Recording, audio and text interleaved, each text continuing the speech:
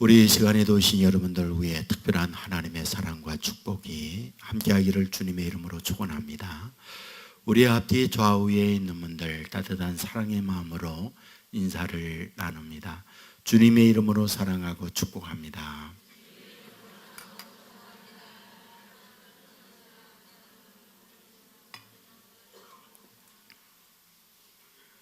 네, 감사합니다. 얼마 전에 여러분에게 소개해드렸던 송용규 고려대학 교수님이신데, 인문학, 인간됨을 말하다, 이 책에 나오는 내용 한두 분을 더 소개하겠습니다. 이 책은 역사라든지 철학이라든지 소설이라든지 훌륭한 분들의 작품을 인문학 측면에서 설명을 하거나 소개하는 내용으로 되어 있습니다. 그 가운데 라이놀드 니브라고 하는 미국의 목사님께서 도덕적 인간과 부도덕한 사회, 이런 제목의 책을 냈고 그 책을 여기에서 소개합니다. 이분은 여기에서 이런 얘기해요.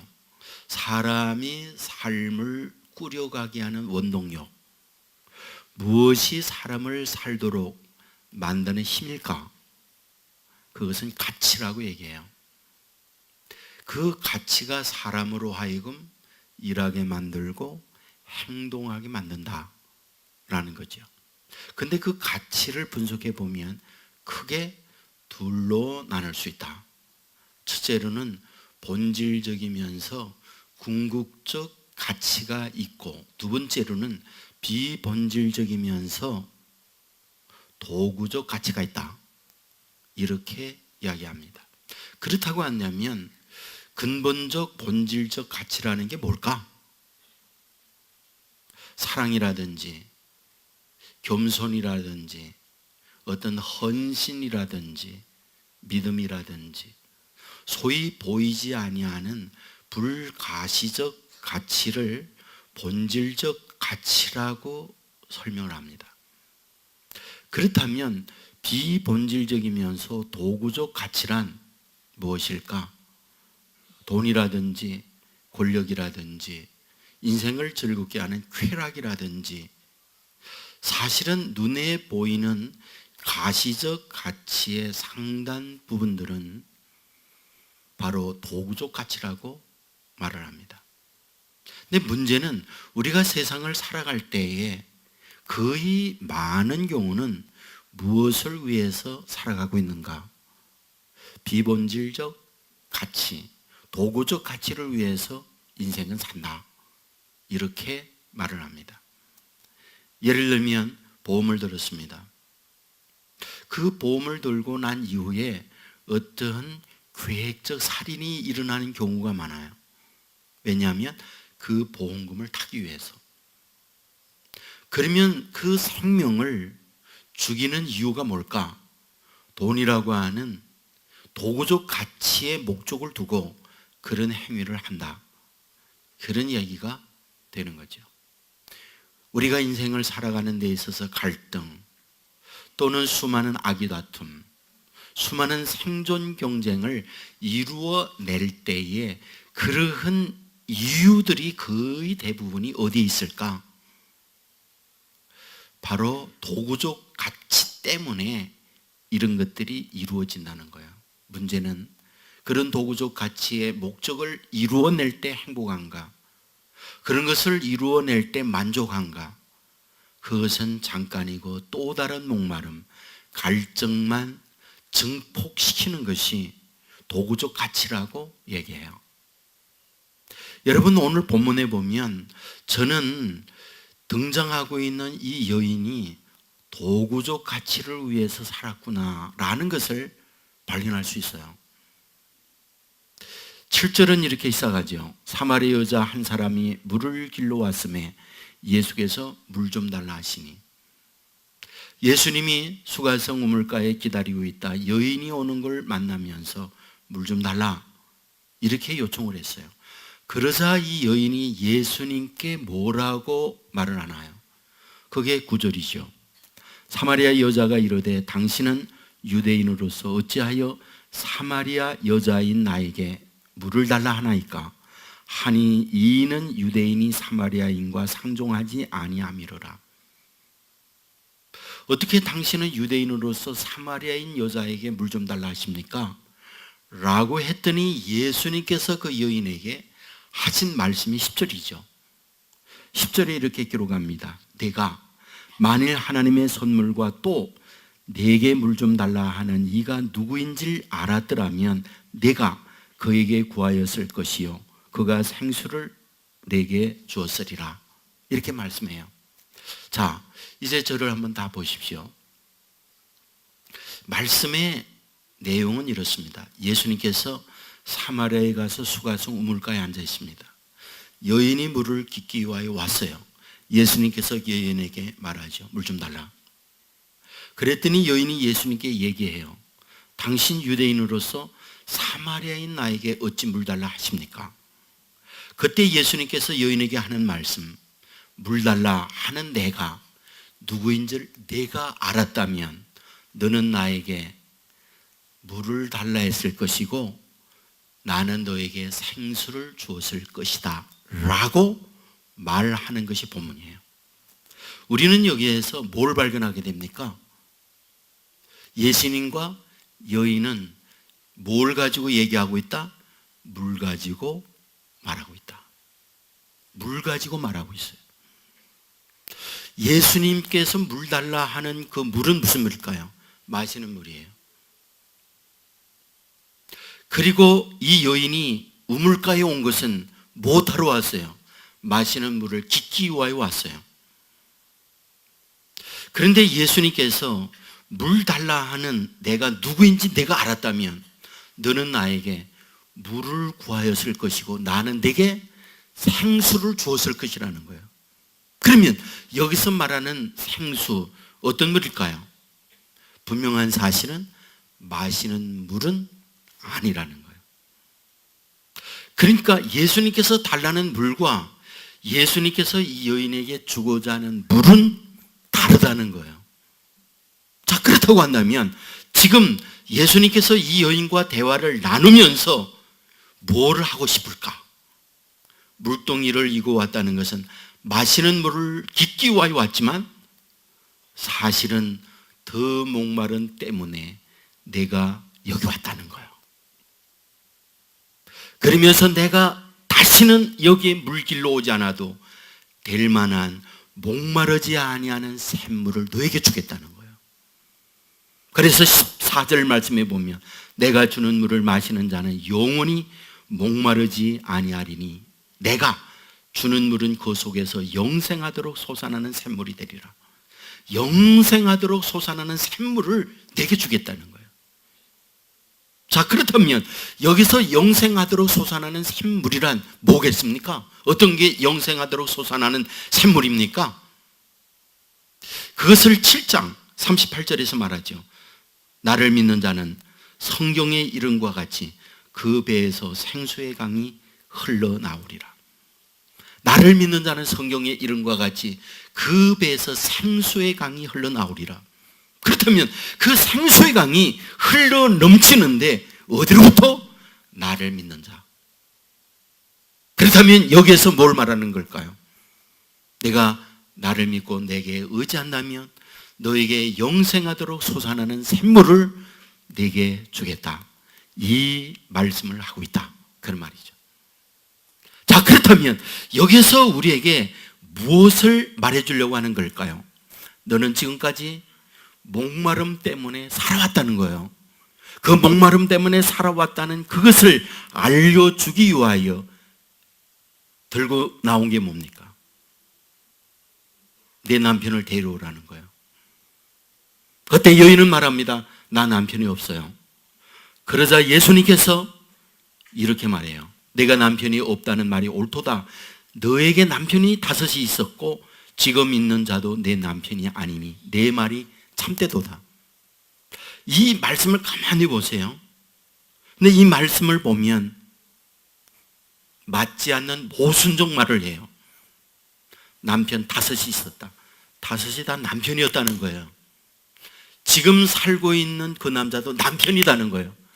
그런데 그 남편이 내 남편이 아니다라는 거예요. 이게 예수님이 말씀이에요. 그러니까 이 남자 저 남자 돌아가면서 그냥 살았다는 말이 아니라 정식적으로 첫 번째 남자, 두 번째 남자, 그러면서 다섯 번째 남자를 바꿨고 여섯 번째 남편인 지금 고아 살지만 그 남자도 내 남편이 아니다 라고 말씀하고 있다는 거예요. 그러면 여기에서 예수님께서 말씀하는 의도 뭘까요? 내가 어찌하여 남편을 그렇게 많이 바꿨느냐 말이죠. 저도 여자가 첫 번째, 두 번째 남자를 바꿔내면서 남편을 바꿔 갈 때 이 남자를 통하여 고생 많이 했네. 더 많은 고생해야 되겠어. 그리하여 두 번째 남자 더 많이 고생해야 되겠어. 그래서 세 번째 남자를 바꾸는 여자는 없다는 거죠. 적어도 남자를 바꿔 갈 때는 행복이라는 기대예요. 자신의 인생에 목마름을 채울 수 있다는 소망을 갖고 남자를 만나는 거예요. 문제는 무엇이다? 내가 지금까지 그 목마름 때문에 다섯을 바꾸면서 목마름을 채우기 위하여 결혼했지만 지금까지 어땠느냐? 내 만족을 주지 못했다. 그런데 지금 여섯 번째, 또 내 인생의 만족을 위해서 또 다른 남자와 살지만 내 남편이 아니야. 무슨 뜻? 그 남자로 인하여 진정한 행복과 내 목마름의 해결을 줄 수 없어. 이 말이라는 거예요. 예수님께서 지금 무엇을 보고 있습니까? 그는 도구적 가치를 위해서 헐떡거리면서 여기까지 온 것을 알고 있어요. 그래서 그 여인을 만나면서 뭐하고 있다? 너 여전히 앞으로도 도구적 가치를 위해서 내 인생의 삶의 목적을 두고 그것이 본질이라고 믿고 살아간다면 여전히 목마름은 끝나지 않아. 그것은 소금물이야. 끝없는 아픔과 고통 가운데 비극적 인생을 맞고 말아. 그러므로 나는 너에게 지금까지 살아왔던 삶의 여기에서 대전환과 함께 새로운 본질적 가치 안에서 인생에 목마르지 않는 영생하도록 솟아나는 샘물을 내가 먹고 살기를 난 바래. 이것이 주님께서 여인을 만나면서 하고자 하는 주님의 의도라는 말이죠. 제인 파크라고 하는 20대 초반의 영국 여성이 보험회사를 상대로 해서 고소가 했어요. 2월 달에. 그 고소 내용을 쭉 읽어보니까 재미있어요. 17살 때 에딘바라의 어머니와 함께 작은 아파트에서 이럭저럭 살아가요. 시급 10,000원을 받아요. 그러니까 굉장히 소시민으로 살아가잖아요. 근데 그 10,000원을 가지고 복권 샀어요. 당첨됐어요. 17억 원의 거금을 받았어요. 그는 그 돈이 인생에 행복을 준다 생각하고 그걸 가지고 행복을 얻을 수 있는 것들을 사기사갑니다. 고급 차 사지요. 그리고 고급 명품 핸드백 사지요. 그리고 남들이 부러워하는 것들을 사기사게요. 그리고 성형하죠. 유방 확대 수술하죠. 모든 아름다움과 남들이 부러워할 수 있는 거 그 돈을 가지고 다 써요. 3년 동안. 그런데 고소장에 뭐라고 썼느냐? 이렇게 썼어요. 나는 그런 것을 하면 10배의 행복이 있을 줄 알았다. 그런데 그것을 사고 하는 동안 얻어진 것은 10배의 불행이었다. 돈이 생기자 오손도손 내 또래와 함께 인생을 나누고 재밌게 이야기하던 친구들도 내 곁을 다 떠나가 버렸다. 내 인생은 40대와 같은 불행을 안게 됐다. 그러므로 보험회사는 이 불행에 대하여 보상하라. 이 고소장을 냈어요. 별걸 다 하는 거죠. 자, 우리는 여기서 어떤 부분을 발견하게 됩니까? 누구나 다 하나같이 이런 도구적 가치를 위해서 인생은 사는 거예요. 시간도 흐르고 삶의 방향을 두고 이전 투구하면서 허덕거리면서 사는 거예요. 저는 본문에 나오고 있는 이 여인을 보면서 그동안 얼마나 고달팠을까, 얼마나 힘들었을까. 헤어질 때마다 보상 문제로 다퉈야 하고 또한 그로 인하여 본문은 말하고 있지 않지만은 때로는 폭행도 당해야 했는지 모르고 그때에 겪는 언어적 폭력은 물론이지만은 수없이 많은 저주와 수없이 많은 고뇌 속에서 잠 못 이루고 때로는 이를 갈고 분노하면서 여기까지 살아온 게 아닐까, 그런 생각이 드는 거죠. 예수님은 그 여인을 보는 거예요. 얼마나 힘들게 여기까지 왔는가. 앞으로 살아갈 길이 더 캄캄하죠. 주님은 그 여인을 찾아와서 뭐하다? 여기서 건져주고 싶은 거죠. 영원히 목마르지 않은 샘물을 주고 싶은 거죠. 마셔도 마셔도 끝없는 소금물과 같은 세상 비본질적 도구적 가치를 위해서 살아오고 있는 이 여인으로 하여금 영생하도록 솟아나는 샘물을 주고 싶은 것, 이것이 주님이 갖고 있는 거죠. 동네에서 살면서, 큰 동네도 아니고 조그만 동네에 지내면서 다 알잖아요.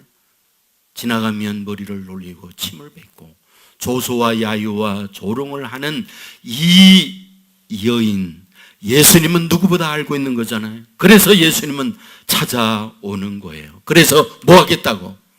그들로 하여금 새로운 길, 새로운 방향으로 가게 하겠다는 것. 그런데 먼저 예수님께서 하시는 게 뭡니까? 여기에서 아주 중요한 부분이 있죠. 당신은 유대인으로서 어찌하여 사마리아인 여자에게 물 달라 하나이까? 무슨 뜻인가요? 내 동네, 내 고향 사람들도 나 보기 싫다고 다 머리를 돌고 다녀요. 만날 때마다 침을 뱉고 멸치 조롱을 퍼부어요. 당신은 유대인으로서 마땅히 사마리아 사람들과 상대하지도 않아요. 거기다가 여자들과는 상대하지도 않는 당신의 모습이에요. 그런데 어찌하여 동네 사람들도 무시하는 나를 당신은 나에게 물을 달라 하십니까? 그 의미잖아요. 여기에 엄청난 여인의 감동과 위로가 있는 거잖아요. 그 누구도 자기에 대하여 인정하지 않았고 말 걸어오는 사람도 없었는데 근사한 유대인 남자가 자기에게 와서 그 얘기할 때에 먼저 그 마음은 녹아지고 있는 거죠. 그러므로 오늘 본문에서 무엇을 말씀하려고? 그동안 너무나 힘들었구나. 그 힘든 이유는 도구적 가치 때문에 내 인생에 올인하면서 살았기 때문에 그래. 그것 말고 비교할 수 없는 더 가치, 본질적인 것이 있어. 그것은 나야. 나를 믿고 나를 의지한다면 그 외의 모든 것을 너에게 더할 수 있어. 내가 유대인으로서 너를 만나고 너의 마음과 사정을 알고 너의 위로자가 된다는 말이 무슨 말이냐? 돈으로 위로할 수 없는, 세상의 그 어떤 남자로도 위로받을 수 없는 그것을 내가 너에게 주겠다라고 하는 메시지를 만남을 통하여 갖고 있다, 그런 말이죠.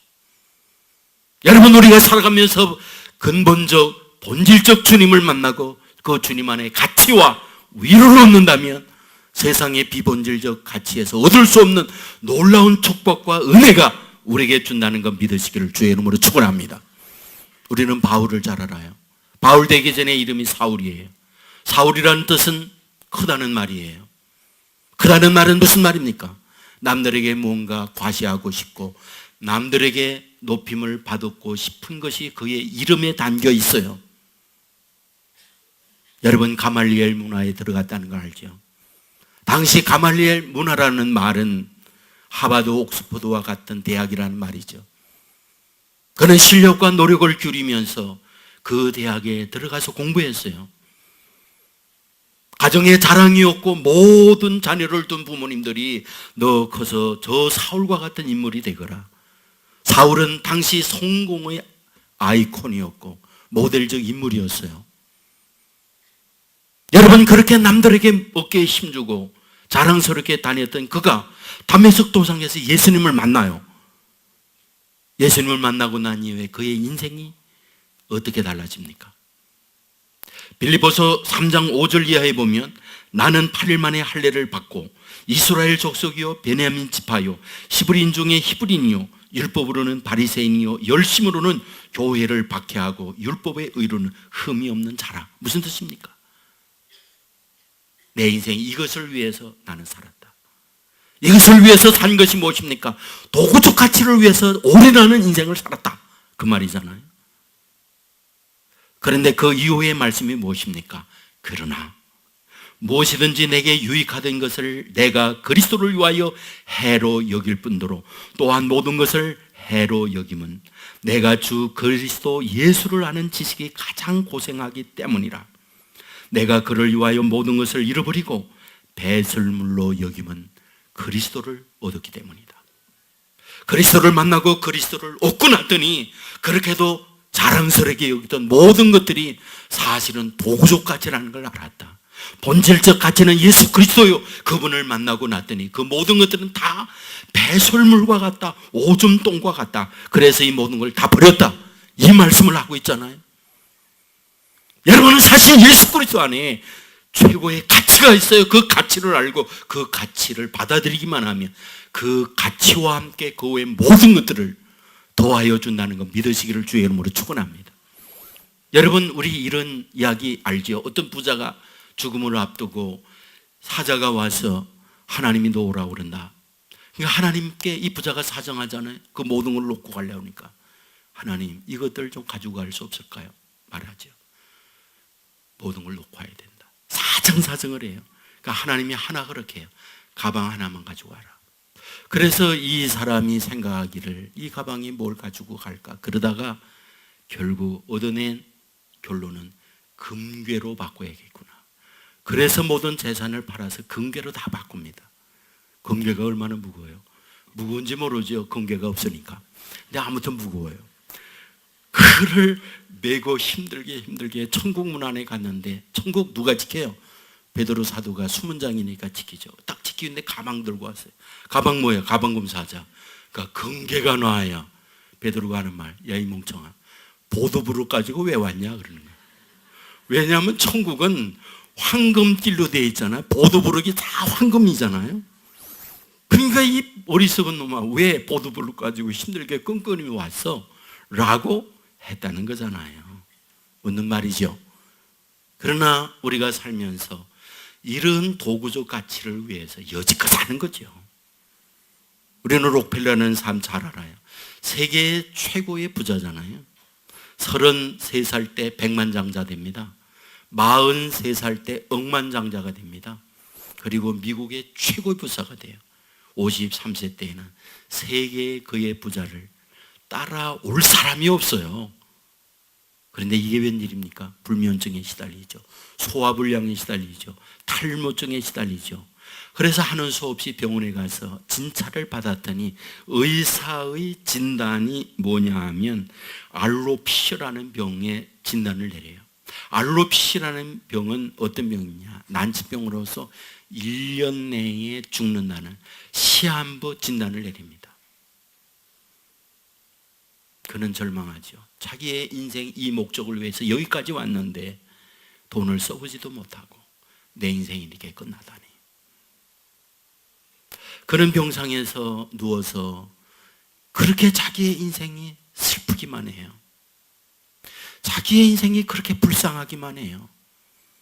잠 못 자고 그 많은 돈을 벌기 위하여 발버둥을 치면서 여기까지 와고 성공한 내 인생인데 여기서 내 인생이 이렇게 끝나다니.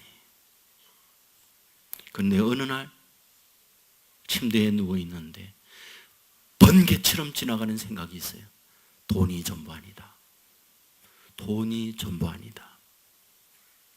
그리고 이어서 지나가는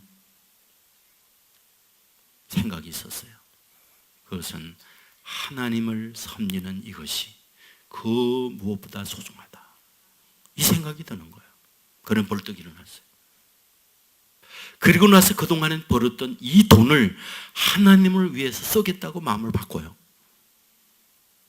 하나님을 위해서 어떻게 쓸까를 생각하다가 가장 무엇보다 중요한 것은 영혼을 구원하는 일이 아닌가.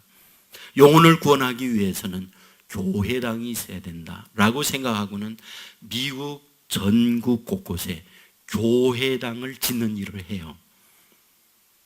여러분, 뉴욕에 가면 리버사이드 교회라고 있어요. 굉장히 우아한 큰 교회죠.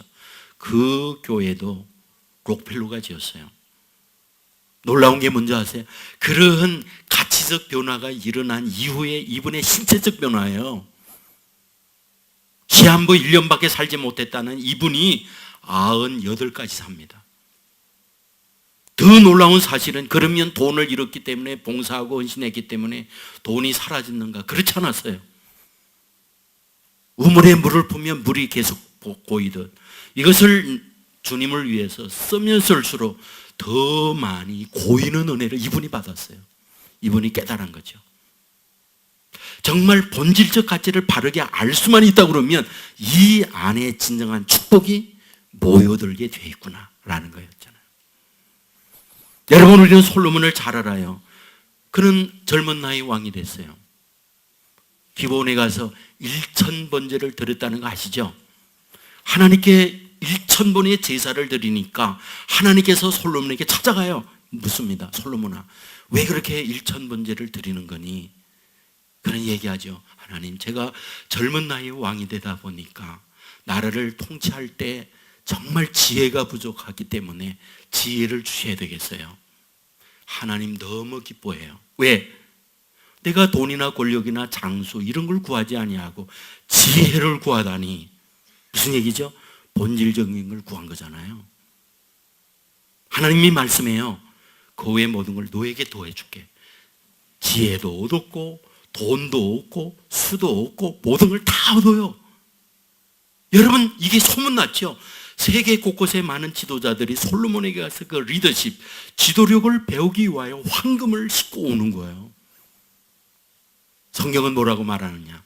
은금이 돌처럼 굴러다녔다는 거예요. 솔로몬의 집에.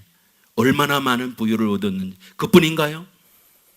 여러분들, 그러다 보니까 그렇게 멋진 솔로몬과 한번 지내고 싶어 해서 수많은 여자들이 몰려드는 거예요. 여자가 1000명이나 있었다고 말하고 있어요. 여러분, 그런데 그와 같이 지냈던 그였는데 그가 말년에 고백하는 게 뭡니까? 전도서는 인생 말년에 그가 쓴 거예요. 전도서 2장 3절에 보면 술로 내 육신을 즐겁게 할까 하여 날마다 와인과 더불어 술을 마시면서 자기의 인생을 즐겁게 할까 하여 그렇게 인생은 자기는 살았다. 전도서 2장 8절에 보면 은근과 왕들이 소유한 보배와 여러 지방의 보배를 나를 위하여 쌓고 또 노래하는 남녀들과 인생이 기뻐하는 처첩을 많이 두었노라. 모두가 부러워하는 황금 보화를 수없이 나는 쌓고 노래하는 남녀, 풍류를 즐기기 위하여 악기 그리고 노래하는 이들을 수없이 많이 두었다. 거기에다가 처첩까지 많이 두었다. 그는 인생의 모든 것을 다 소유한 자예요.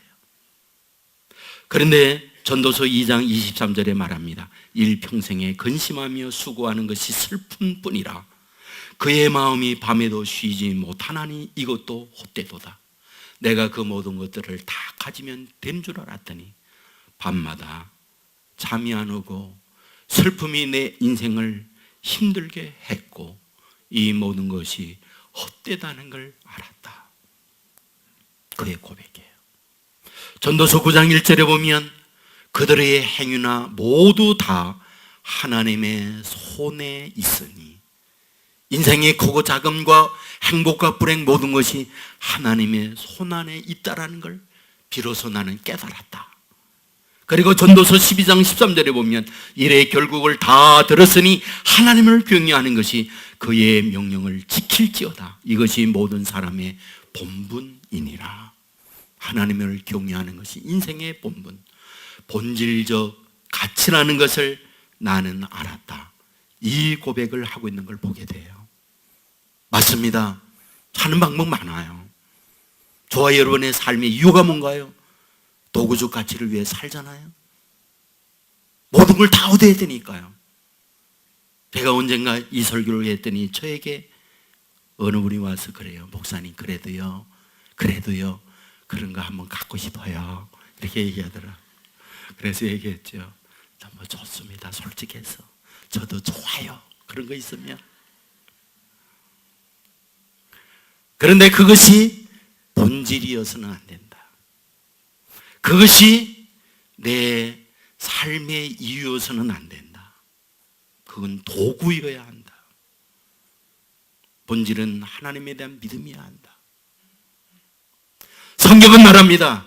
먼저 그의 나라와 그 일을 구하라. 그리하면 그 외 모든 것을 너희에게 더하시리라. 여러분, 오늘 본문에 나오는 여인을 보십시오.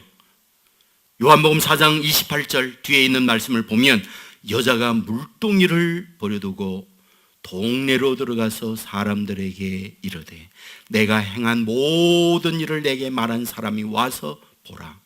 이는 그리스도가 아니냐 하니, 이렇게 기록해요. 자, 물동이를 이고 왔어요. 왜? 목마른 물을 채우려고. 그런데 지금 어때? 물동이를 버려두었어요.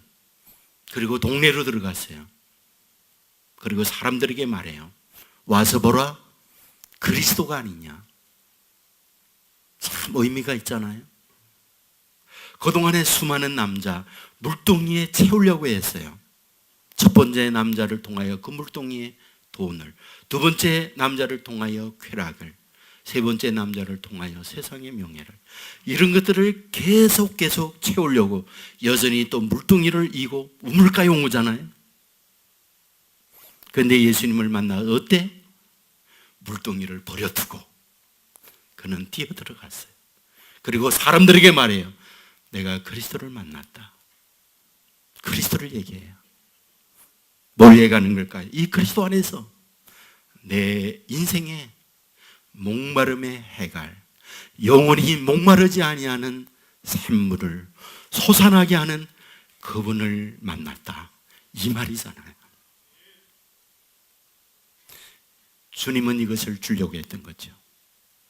참 주님께서 말씀한 그 주님을 정녕 내 안에 모시기만 한다면 저는 그분으로 인하여 영생하도록 소생하는 샘물을 저와 여러분에게 동일하게 허락해 주실 줄 믿습니다.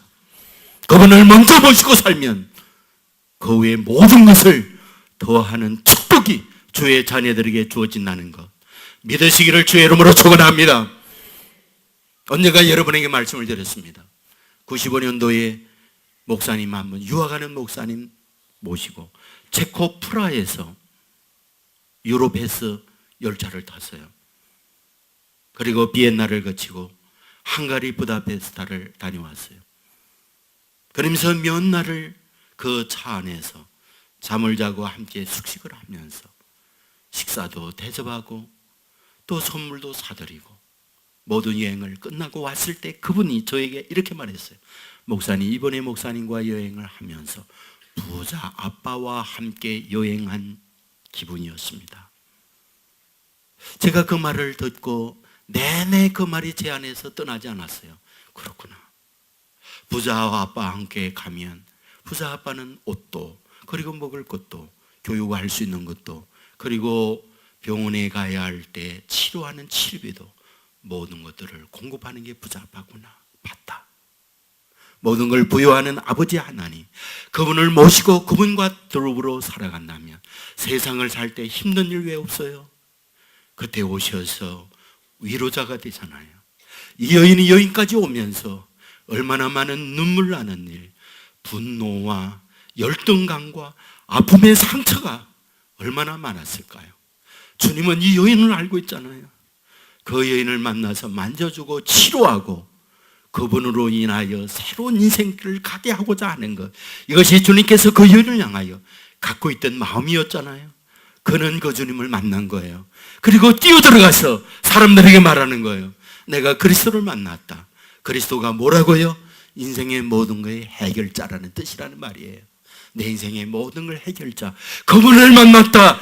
내 수없이 바꿔치기 하는 그 남자들이 아니라 예수 그리스도 안에서 내 인생의 모든 걸 해결받았다, 그 외침이잖아요. 이 은혜가 이 시간 저와 여러분께 임하기를 주의 이름으로 축원합니다. 그 외의 모든 걸 더하는 복을 누려 사는 저와 여러분의 삶이 되기를 주의 이름으로 축원합니다. 모두 자리에 일어나겠습니다.